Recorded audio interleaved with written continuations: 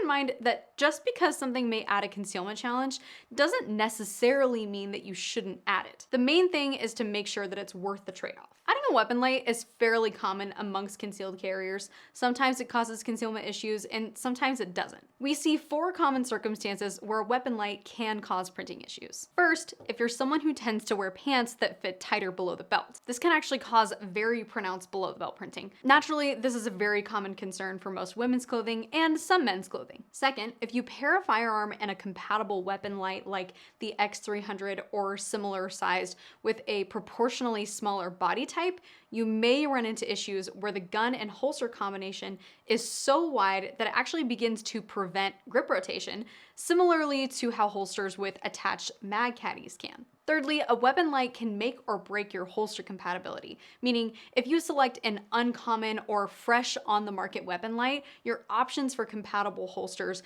get really small. Depending on what kind of holster you're able to find, this may or may not impact your concealment results. And finally, weapon lights can limit where you can position the gun on your body. Because it's wider at the bottom, you can't carry as low or as far off center without hitting your leg. So basically you just have less vertical and horizontal margin for positioning because of the space the light takes up. Keep in mind that there are trade-offs when it comes to adding these things. So it's important to consider which ones may be worth the added concealment or even holster compatibility challenges and which ones are not. Sound off in the comments down below and let me know if you've added any modifications to your carry pistol, why you made those modifications, and what kind of trade-offs you might have experienced as a result.